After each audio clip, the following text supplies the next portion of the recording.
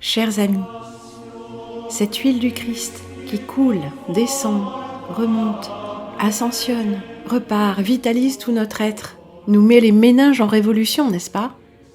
Eh bien, il me semble que avant de poursuivre, et après déjà 2 émissions, ou 4 si l'on compte les causeries en direct, il nous faut faire une petite halte, et cette petite halte va simplement consister à reprendre certaines parties des 2 émissions que je vous ai proposées, qui sont de longues émissions. Et pour cause, parce que pour appuyer ma démonstration, je voulais vous montrer un certain nombre de documents et les analyser avec vous au long cours, c'est-à-dire pas juste 1 ou 2, mais examiner la récurrence des motifs, ce que nous avons fait.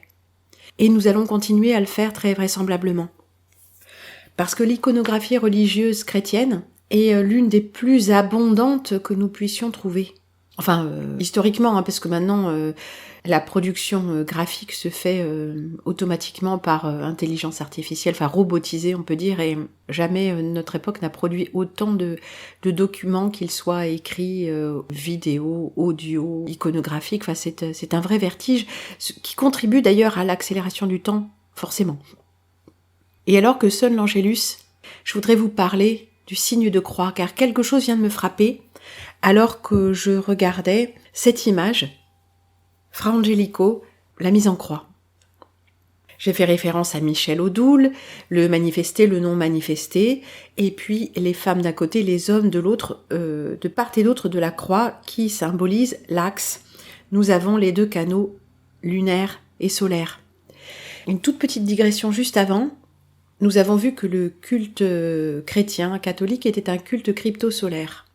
Oui et non. Le culte chrétien, catholique, est aussi un moyen ésotérique de transmettre la tradition tout en la cachant. La grande tradition, la tradition qui pourrait libérer l'humain, la tradition cachée, ésotérique. Alors tout est plusieurs choses à la fois. Et nous allons démêler, et nous allons reprendre tout cela aussi. Les symboles de l'adoration solaire, du soleil et du sang, et de tout ce que nous savons de cette religion qui ne dit pas son nom, cette religion sans nom, selon l'expression de Alexandre Le Breton. Cette religion donc emprunte les mêmes symboles que l'enseignement discret de la vérité de notre incarnation, qui se trouve dans l'évangile autant qu'elle se trouve ailleurs, qui se trouve cachée dans l'évangile, qui se trouve sous forme de vérité et de mensonge dans l'évangile autant que partout ailleurs. Mais l'évangile, c'est notre culture, à nous les Français, c'est ma culture. Donc c'est celle que je connais le mieux. Et comme ma mère était historienne du monde médiéval et également de la Palestine au temps de Jésus, tout ça, j'ai aussi d'autres notions importantes.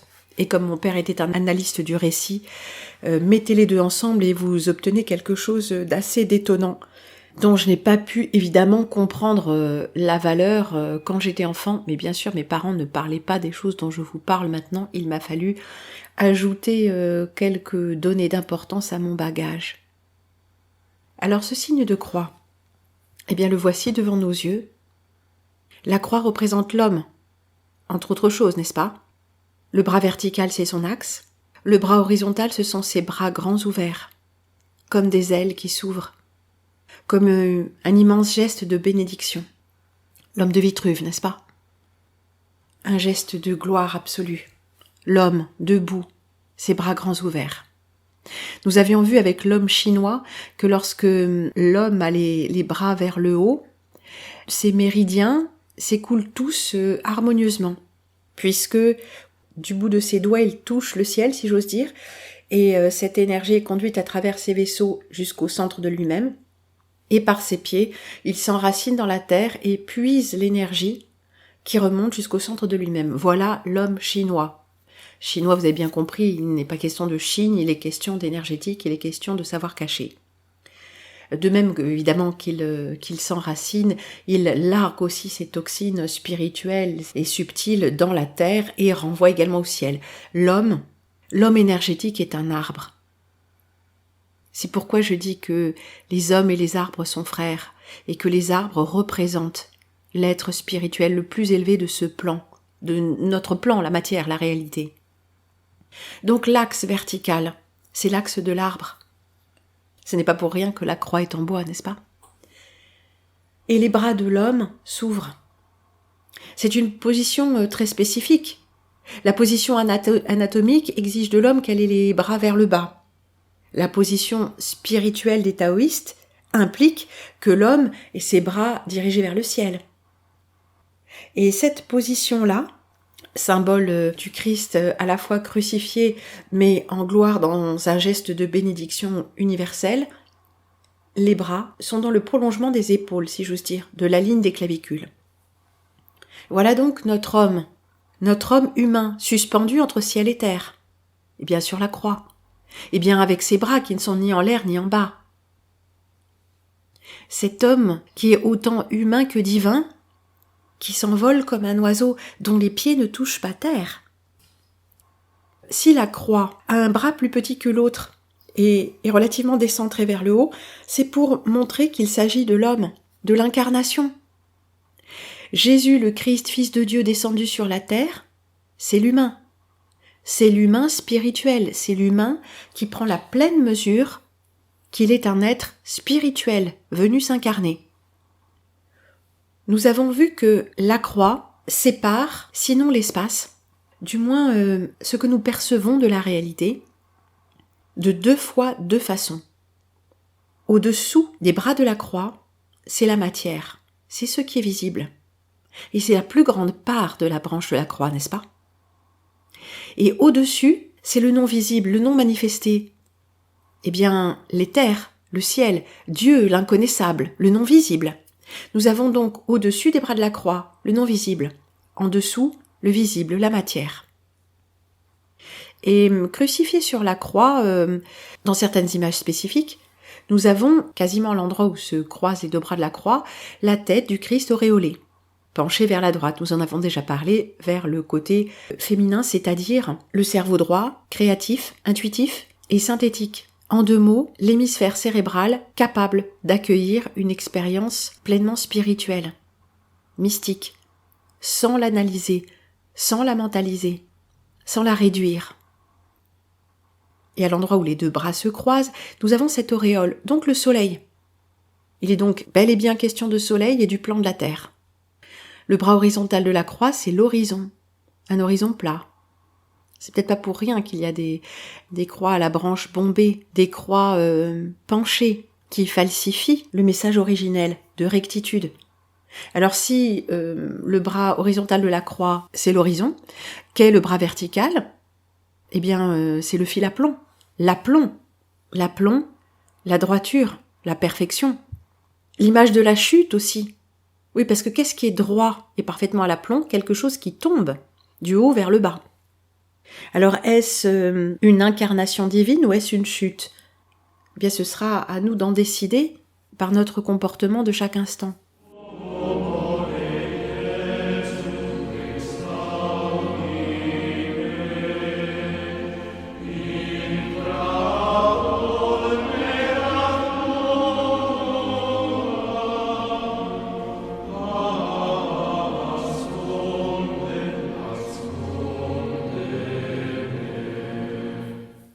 Donc ce soleil qui est à peu près à l'embranchement des deux croix nous dit que notre monde visible est constitué de matière mais aussi de cette lumière solaire qui appartient déjà presque au ciel, presque au non visible.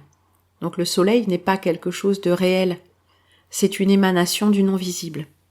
Mais je m'égare presque. Alors nous avons au-dessus de la croix le non manifesté, le ciel si vous voulez, ou le paradis. Mettons le ciel, l'éther, le ciel. Et en dessous, la terre la terre, la matière, le visible. Au-dessus, il y a Dieu. En dessous, il y a l'homme et sa création, tout le reste. En dessous des bras horizontales de la croix. Et de part et d'autre alors, eh bien, du côté droit, il y a le yin, le féminin, l'intuitif, le monde de l'âme. Le monde, j'ai pas dit que l'âme était du côté droit, mais la reliance à l'âme. Et du côté gauche, nous avons le yang, l'action, le masculin, le solaire, le visible, le plus actif, l'analytique, l'intellect et l'ego, le monde de l'ego. Je ne dis pas que les hommes sont toujours égoïques et que les femmes sont toujours inspirées. Ce sont des caractéristiques. Alors, du côté du féminin, nous avons le non visible, et du côté du masculin, nous avons le visible, que nous avions déjà en haut. Alors regardez, quand je parle de droite et de gauche, nous n'imaginons pas que nous regardons un miroir, mais que nous nous projetons. Donc du côté du bras gauche du Christ, et du côté du bras droit du Christ. Au-dessus de son bras gauche, c'est la lune, le féminin. Donc en haut, à droite de notre tableau, si nous le regardons en face, nous avons la lune, et en bas à gauche, nous avons de nouveau la lune. Nous avions vu ça. Et inversement, sur l'autre diagonale, nous avons le soleil, le masculin. Alors que veut dire ce signe de croix? Que pourrait-il bien signifier? Faisons-le si vous voulez bien. Au nom du Père, du Fils et du Saint-Esprit, que se passe-t-il? Au nom du Père, voilà que je touche mon troisième œil.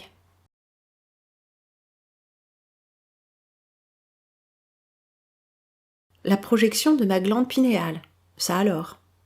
Cet endroit, oui, où les hindous mettent leurs petits points rouges, c'est le Père. Donc c'est la source active de la création, c'est ça le Père, puisque le masculin représente l'action et le visible. Le Fils. Au nom du Père et du Fils. Toujours pour cette même raison, c'est le Fils qui s'est incarné. Ce n'est pas forcément un homme, c'est le masculin qui rend les choses visibles. Où sommes-nous? Au plexus solaire. Nous ne sommes pas au cœur, nous ne sommes pas dans le ventre, c'est le plexus solaire. Culte solaire? Ou alors, est-ce que le soleil est le symbole de la lumière de notre monde visible? Vous en déciderez. Au nom du Père, du Fils, troisième œil, plexus solaire, et du Saint-Esprit, épaule gauche, épaule droite. Alors là, sommes-nous sur les bras de la croix, ou légèrement en dessous? Qu'en pensez-vous? Parce que la signification s'inverserait. Si nous sommes en dessous des bras de la croix, cela signifie que le masculin, l'hémisphère gauche, doit se diriger vers l'hémisphère droit et aller de l'analyse vers la synthèse, de l'intellect vers la reliance au plan supérieur. Si nous sommes au-dessus, c'est presque l'inverse. C'est le féminin qui doit féconder le masculin. En général, nous pensons plutôt que c'est le masculin qui féconde le féminin. Mais si nous sommes sur les bras de la croix, et ni au-dessus, ni en dessous, alors le féminin du non manifesté créateur, ainsi que le masculin de la matière, doivent aller à la rencontre de la part masculine de la création jusqu'à la part féminine de la matière. D'une façon comme d'une autre, quand nous reprenons ce signe de croix au nom du Père et du Fils, nous allons du haut vers le bas. La conscience, l'âme, que nous plaçons volontiers symboliquement dans notre tête, descend jusqu'au plexus de l'ego. C'est à la spiritualité de nous débarrasser de nos préoccupations égotiques et matérielles.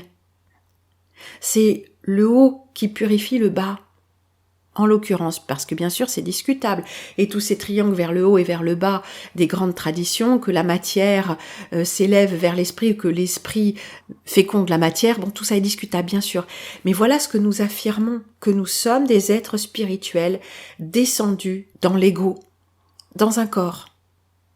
C'est le sens de ce premier bras vertical de la croix que nous faisons sur nous-mêmes quand nous nous signons, au nom du Père et du Fils. D'abord le Père, ensuite le Fils. Le principe le plus haut à la préséance sur la matière et sur l'ego. Oui, je rappelle, le plexus solaire représente aussi l'ego.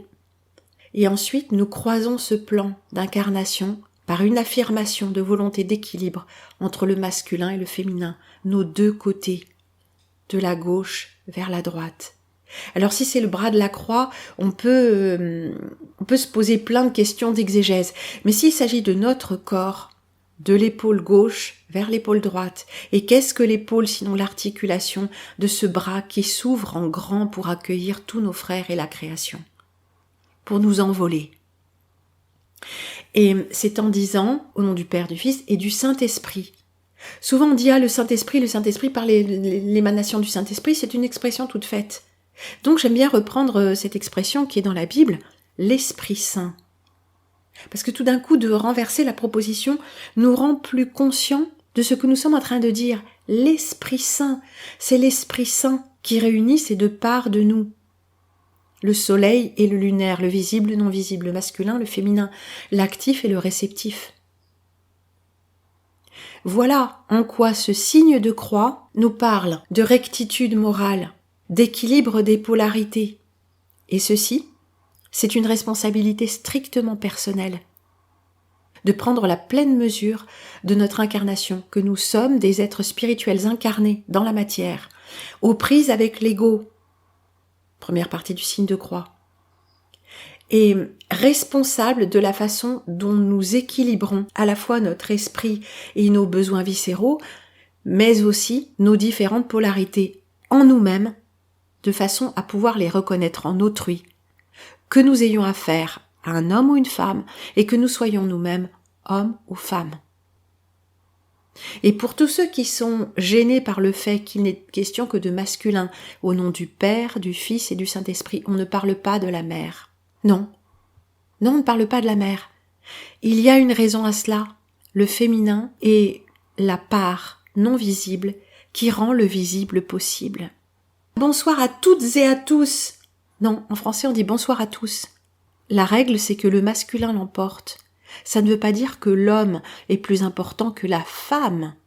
Il n'est pas question d'homme et de femme, en l'occurrence, c'est une règle. Le féminin est omniprésent. Il n'y a pas de tous s'il n'y a pas de toutes, c'est implicite.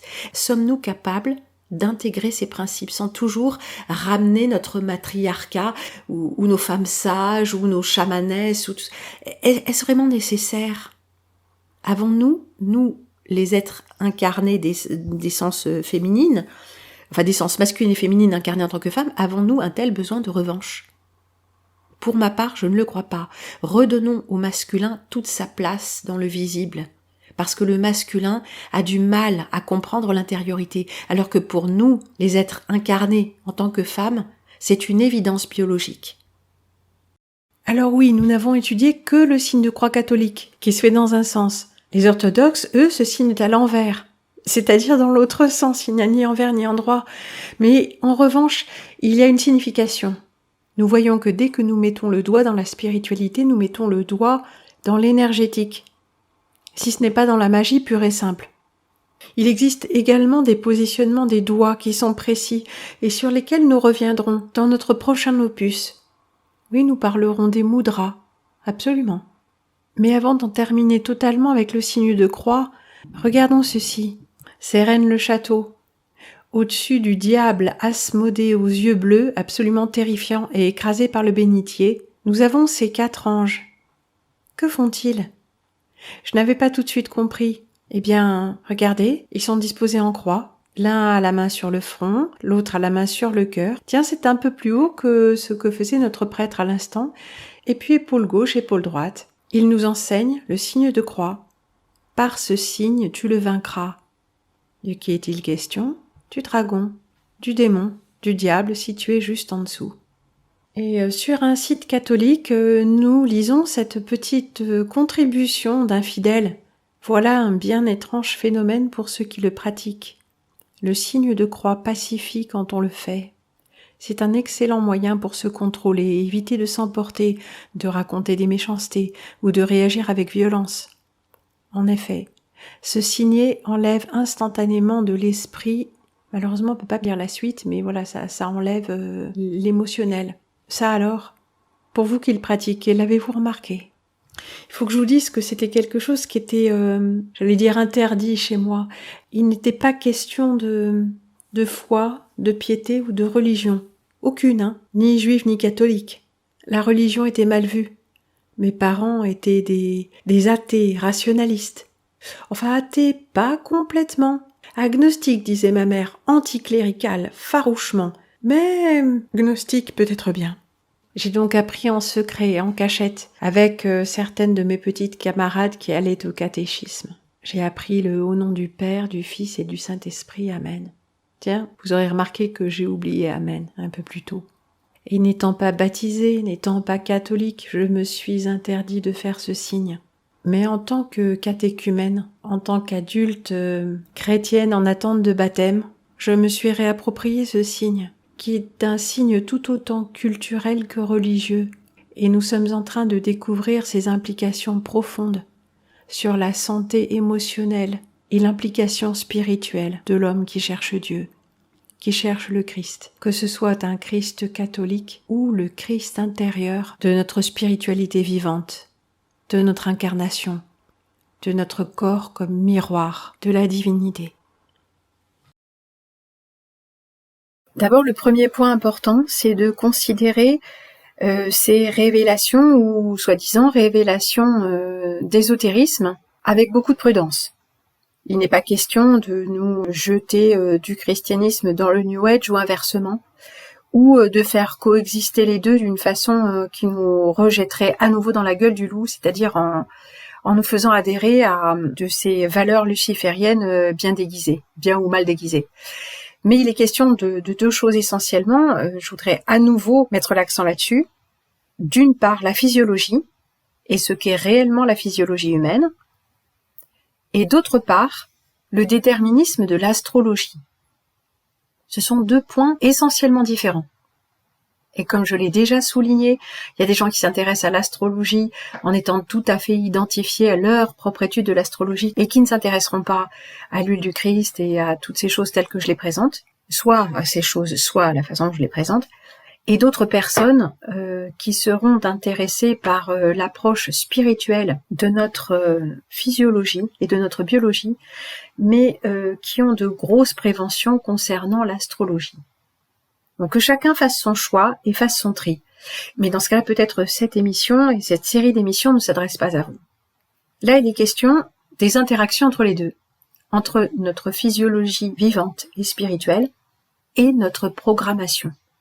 J'ai déjà parlé de cette question fondamentale dans le numéro 6, il me semble, de anatomie énergétique, où il est question justement des constitutions, c'est-à-dire d'une forme de déterminisme, et de la façon dont l'astrologie est considérée par toutes les cultures de la Terre. Donc j'ai dit qu'essentiellement il y avait une seule culture à différentes facettes, qui avait été donnée, révélée, donc par qui essayer un petit peu d'extrapoler.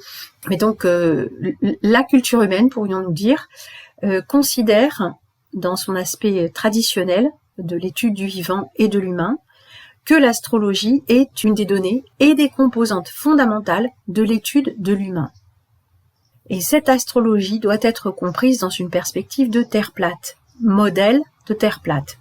C'est bien pour ça qu'on dit l'astrologie n'est pas scientifique. Alors, qui le dit, bien sûr, la science académique actuelle, parce qu'elle est géocentriste, etc., etc. Bien sûr, si nous avons des postulats de départ très forts et qui ne peuvent être remis en question, nous ne pourrons pas avancer tellement plus loin dans notre étude. Mais il convient toujours de nous souvenir qu'il y a deux axes principaux, la physiologie humaine, qui est d'essence spirituelle et énergétique, puisque l'humain est un être spirituel incarné, et le déterminisme astrologique du macrocosme, c'est-à-dire le grand monde dans lequel l'humain prend place.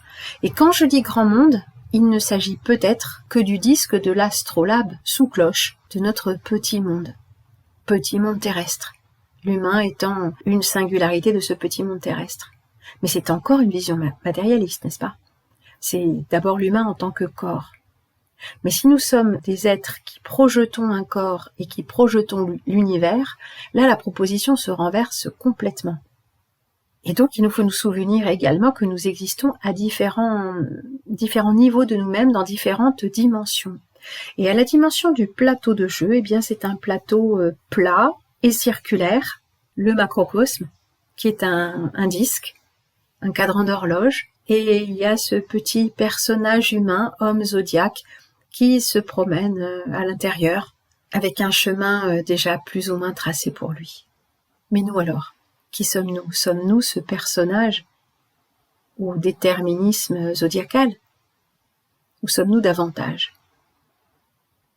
Eh bien, à partir du moment où notre esprit, sinon notre conscience, parce que conscience est un mot délicat à utiliser, si nous prenons conscience que l'esprit, avec un petit E, à partir duquel nous élaborons toutes ces théories, émane du mental, eh bien, le personnage que nous jouons a pris toute la place dans notre champ de conscience. Et les pratiques telles que l'huile du Christ, etc., nous amènent à partir du plus bas niveau de nous-mêmes jusqu'à pouvoir toucher les étoiles, toucher plus haut que nous-mêmes et nous approcher de ce lieu où réside la conscience qui s'est incarnée dans ce corps-esprit qui vous parle à l'instant.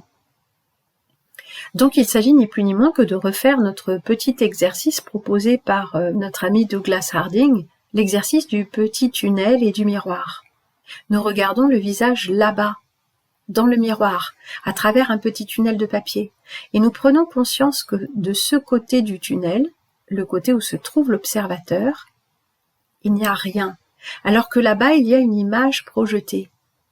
De notre côté du tunnel, il n'y a pas d'image. Il y a une immense vacuité et la place pour contenir l'univers tout entier. Alors il nous faudrait aussi reparler de l'homme zodiaque. Et allons-y, reparlons un peu de l'homme zodiaque. Nous disposons d'une fort belle image qui provient des très riches heures du duc de Berry. Cette image fait la part belle au pigment bleu de lapis lazuli qui signait la richesse dans les œuvres picturales de peinture à l'huile parce que c'est un pigment qui était cher. C'est ce que m'expliquait mon père, plus cher encore que l'or. Donc quand un homme riche commandait une toile pour faire étalage de sa richesse, c'est que le peintre demandait de quoi devrait être traitée la toile, quel était le sujet, un sujet religieux, un sujet profane. Le commanditaire disait « qu'importe, pourvu qu'il y ait du bleu ». Ce bleu de lapis lazuli qui devait montrer le niveau de richesse du commanditaire. Ça, c'était une anecdote de mon père. Donc dans cette fameuse Vésica Pisces, nous avons l'homme zodiaque. Il est même comme représenté en miroir, enfin pas exactement, mais il est de face, et il est dos à dos avec un autre homme. Alors peut-être encore une représentation du soleil et de la lune. L'homme zodiaque est blond, et son vis-à-vis, plutôt son dos à dos est brun. Mais s'agit-il d'un homme ou d'une femme derrière lui? Quoi qu'il en soit, la Vésica Pisces, qui est graduée, donc qui représente un zodiaque, donc pas arrondi, contient les différents signes du zodiaque. Alors si on estime qu'on commence à droite et qu'on tourne dans le sens des aiguilles d'une montre, le premier signe c'est les poissons. Ce qui est un peu curieux, ça devrait être le bélier, ça n'est pas le bélier. Et là nous nous apercevons que nous tournons dans l'autre sens, dans le sens inverse des aiguilles d'une montre. Quelqu'un nous l'expliquera certainement. Et intéressons-nous justement aux relations entre ces signes et l'homme zodiaque. Dans la chevelure de l'homme zodiaque trône le bélier. Les représentations qui ornent le corps de l'homme zodiaque sont tout à fait conformes picturalement à celles que l'on voit dans les Vésica Pisces bleus autour de l'homme zodiaque. Descendons un peu. Au niveau des cervicales et de la gorge, nous avons le taureau. Souvent, ce taureau est représenté devant la gorge. Là, il évoque plus la nuque, les os, et non pas la gorge, le pharynx, la thyroïde, etc. Alors que c'est un des attributs du taureau. Eh bien, la voix, la parole. Descendons encore un peu, et nous avons les Gémeaux. Ici, les Gémeaux, vous le remarquerez, sont mâles et femelles. Ce sont de faux jumeaux, c'est un couple. Et d'une façon intéressante, la femme se tient sur le bras gauche et l'homme sur le bras droit. N'avions-nous pas vu le contraire? Le Cancer, lié aux émotions et à l'eau, se tient à la place du thymus. Au niveau du diaphragme, bien qu'habituellement on le situe plus exactement vers le plexus solaire, nous avons le lion. Le lion est un signe solaire. La Vierge représenterait, elle, plutôt le ventre, les entrailles féminines, bien sûr, l'utérus, ainsi que les intestins.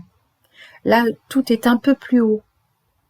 Et regardez bien, la balance avec ces deux plateaux d'or, ils se sont disposés à l'endroit où il y aurait les ovaires d'une femme. Mais là, nous avons un homme. Peut-être qu'il nous faudrait descendre un tout petit peu ces représentations. Et le Scorpion se tient au niveau du pénis. Notre homme zodiaque n'a d'ailleurs pas beaucoup de pénis ni de testicules. Le Scorpion est un signe de destruction qui est aussi beaucoup lié à la sexualité. Au niveau des cuisses, nous avons le Sagittaire, qui est un centaure et un archer. Et puis le Capricorne, au niveau des genoux. Capricorne, c'est une chèvre dans une coquille de Bernard l'Ermite. C'est une chimère, tout comme le signe qui le surplombe, le Sagittaire.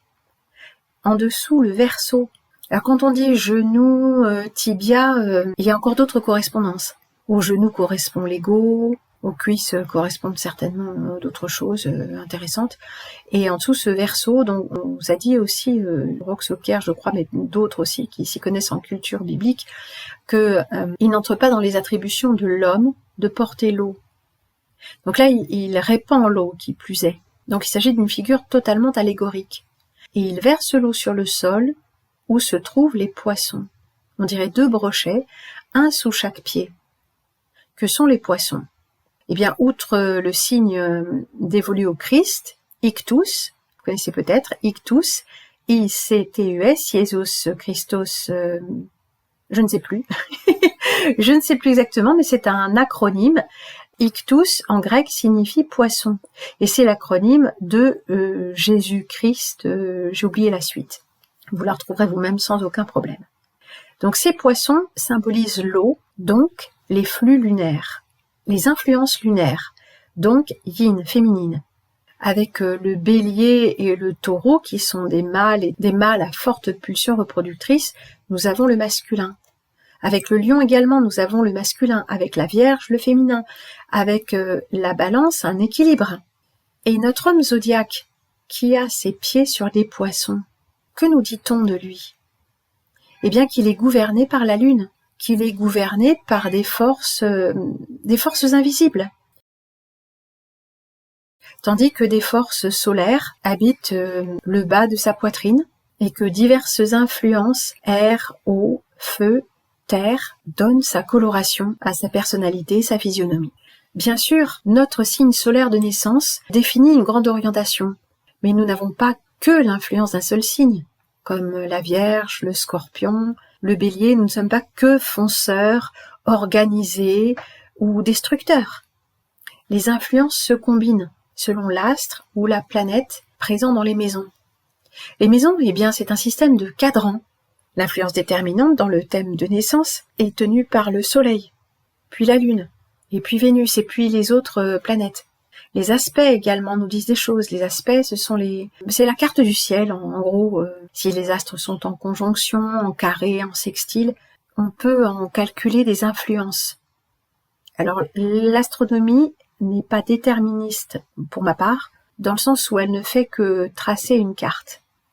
Une carte qui nous permet de nous orienter et de mieux comprendre certaines de nos prédispositions, de nos difficultés, de nos grandes qualités, de nos aptitudes, etc.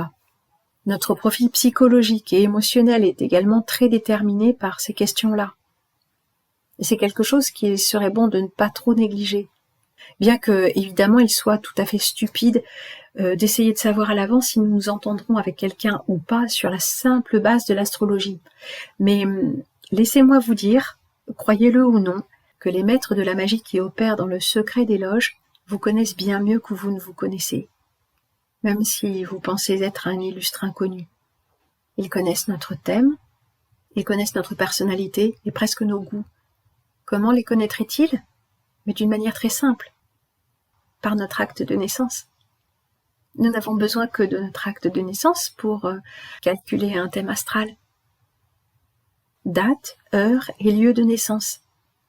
Ajoutez à cela la petite goutte de sang prélevée au talon à toute naissance à l'hôpital, et voilà nos maîtres. Oui, je sais, vous n'aimez pas que je dise ça, mais voilà nos maîtres en possession de notre carte d'identité astrale et incarnative. Alors autant nous pencher sur la question, nous aussi. Vous ne croyez pas? Nous avons parlé de l'astrologie tropicale et de l'astrologie sidérale. L'astrologie tropicale, c'est la plus courante. Et l'astrologie sidérale, c'est celle qui est vraie du point de vue des astres.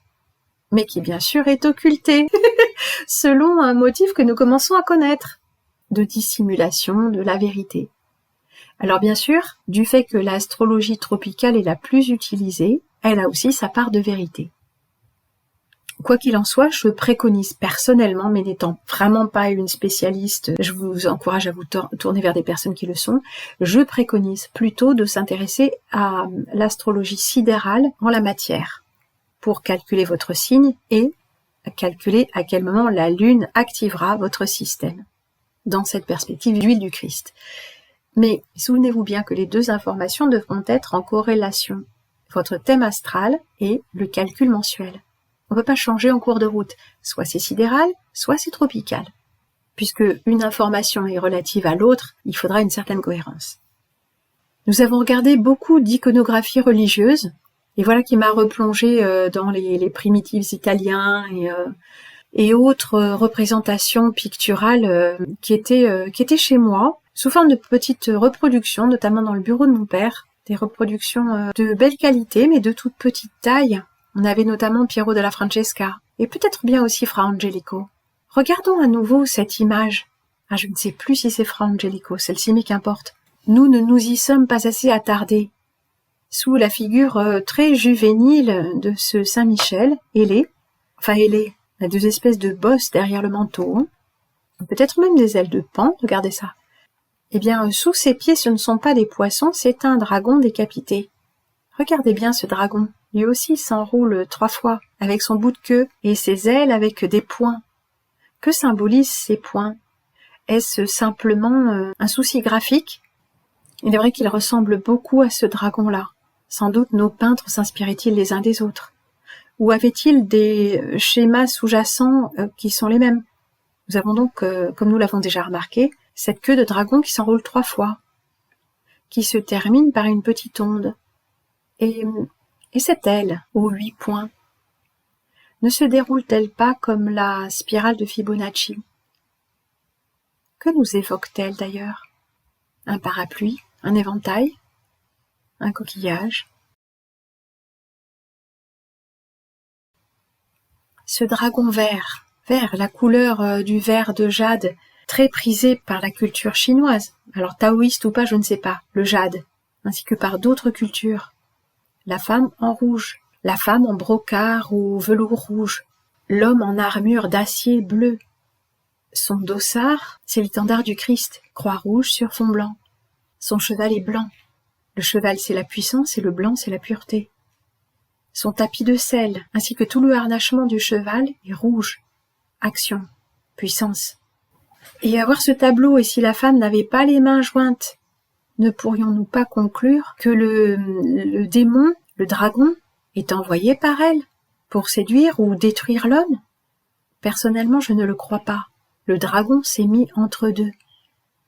Et si la femme joint les mains, c'est un geste de prière, mais c'est aussi, et nous le verrons bientôt, qu'avec les mains, nous avons de nouveau une notion de polarité, et avec les mains jointes, une idée d'unité.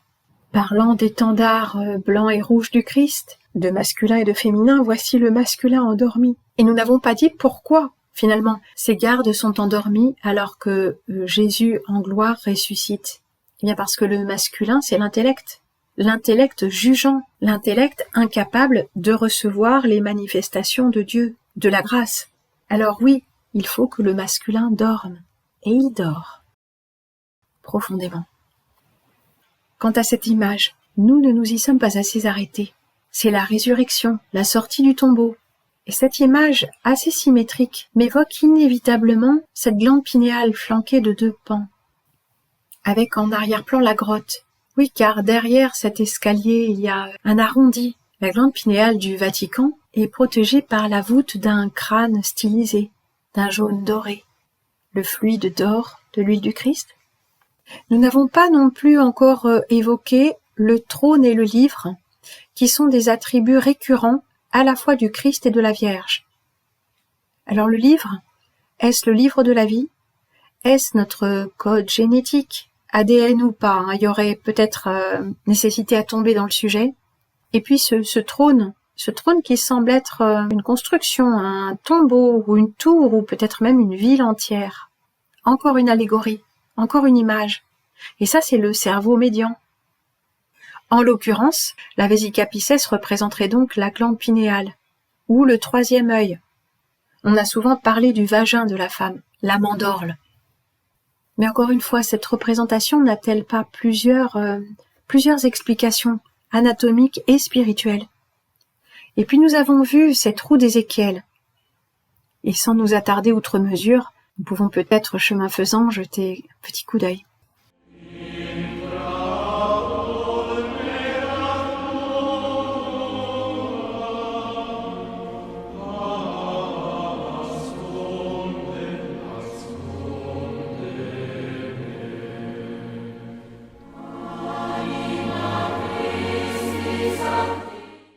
Oui, j'ai dit la roue d'Ézéchiel, mais ce sont les roues.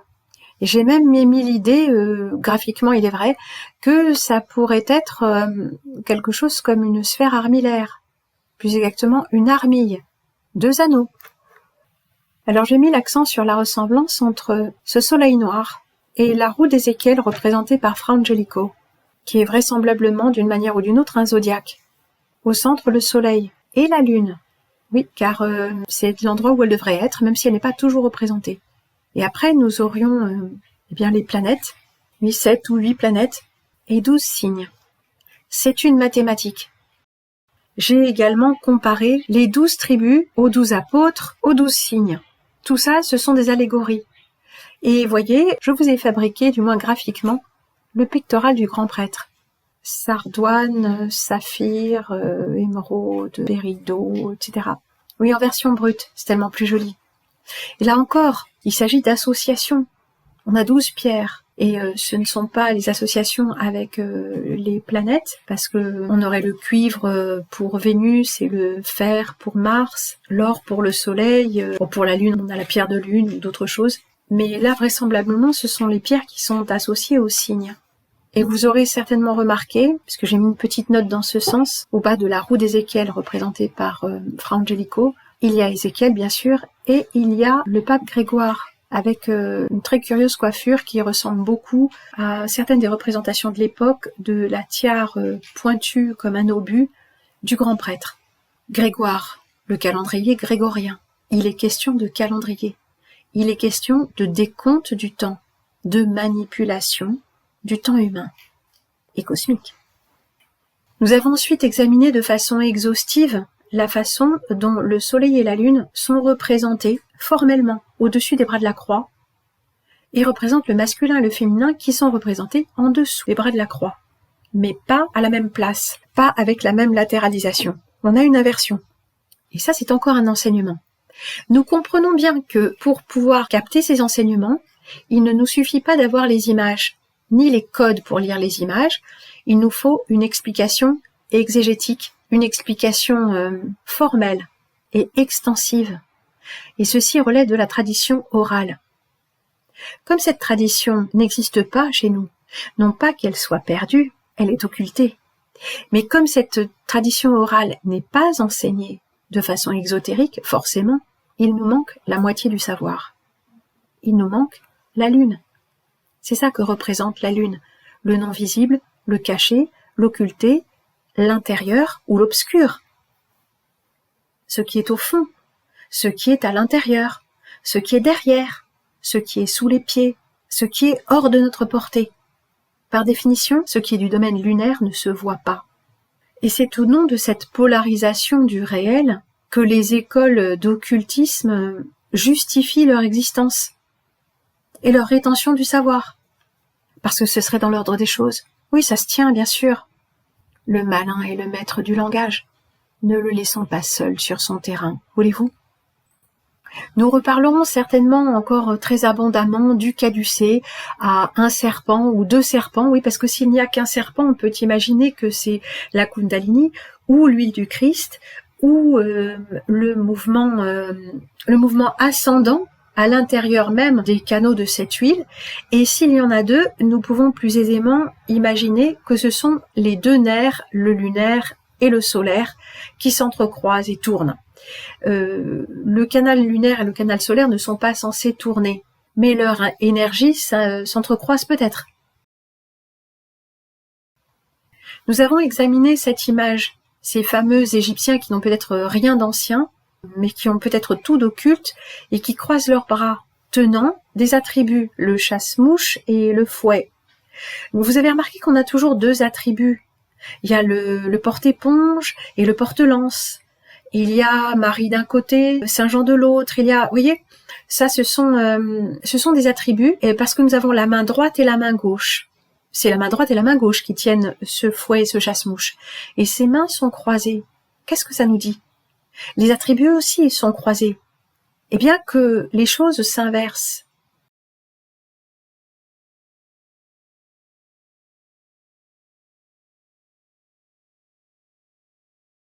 Au-dessus et en dessous de la croix, devant et derrière, à droite et à gauche, dans le visible et le non visible. Les yeux qui sont visibles à la surface du visage sont reliés par des nerfs au profond de l'arrière de la cervelle, et ces nerfs croisent. Voilà qui nous parle de la façon dont les choses se produisent dans le non visible. Les choses s'intervertissent.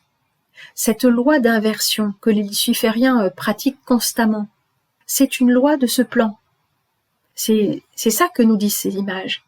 Et regardez s'il vous plaît, combien de fois ne voyons-nous pas ceci? La Vierge de l'Annonciation et l'ange Gabriel, les mains croisées sur le cœur, ou la poitrine, ou presque le plexus solaire en ce qui concerne la Vierge. Est-ce une façon de se présenter, les mains croisées sur le cœur? Les mains ou les bras croisés sont en général une attitude de refus, mais là voilà qui nous dit autre chose. Une polarisation des énergies, un signe que cet ange, l'ange, je vous le rappelle, représente l'androgyne, l'équilibre des polarités, cet ange équilibré qui se présente à la Vierge. C'est une femme. Ici, son vêtement est rouge et son manteau est bleu. Elle porte les deux couleurs, des deux attributs du masculin et du féminin. La position de ses bras ne nous dit-elle pas la même chose? Elle est prête, non pas prête sexuellement, mais prête spirituellement, à engendrer un être qui n'est pas le fils d'Adam et Ève poussés par leur passion et leur ego, tels que nous les voyons à la gauche du tableau, tout gris, chassé par l'ange du paradis. Ici encore, nous avons ce personnage, dont je pense qu'elle n'est pas la Vierge, puisque la Vierge est au chevet de son enfant. Nous avons même deux personnages féminins qui ont les bras croisés de la sorte, sur leurs épaules pour l'une et sur le cœur pour l'autre, tandis qu'un moine est en prière les mains jointes. Ici, en plus d'avoir les bras négligemment croisés, la Vierge a passé son index entre deux pages d'un livre. Symbole encore que ce livre, la connaissance du grand féminin mystique, la connaissance cachée, la connaissance occulte. Étant tenue par une femme, ce livre relève de la connaissance occulte. Étant entre les mains du Christ, il s'agirait plutôt de l'Évangile, la connaissance exotérique. Nous avons également examiné que dans la Bible, les lieux géographiques et les descriptions de villes correspondaient à des descriptions plus intérieures, ou même carrément physiologiques, de physiologie spirituelle. Et il nous faudra bien sûr nous aventurer beaucoup plus loin dans l'interprétation de ces textes, si nous y arrivons. Nous avons vu également que toute imagerie symbolique nous parle à peu près de la même chose. L'imagerie maçonnique, l'imagerie catholique, elles ne sont pas si éloignées picturalement. Il s'agit de représentations d'objets formels, où chacun a une signification, et la disposition des uns par rapport aux autres est cruciale, si j'ose dire. Ah bien sûr, je n'ai pas résisté à vous montrer mes petits personnages, les trois rois mages, Gaspard, Melchior et Balthazar, marionnettes de terre crue, tout en matériaux naturels, y compris la colle et la tempéra à l'œuf que j'ai fabriqué moi-même. Et leurs petits vêtements sont fabriqués à la main à partir de chutes de tissus de lin, de coton, de laine. Leurs barbes sont de poils de brebis. Et les couleurs de leurs vêtements nous rappellent l'Orient, c'est vrai. Bien qu'on voit parfaitement qu'il s'agit de petites serviettes de table récupérées au Secours catholique. Mais oui, pour rester dans la célébration religieuse.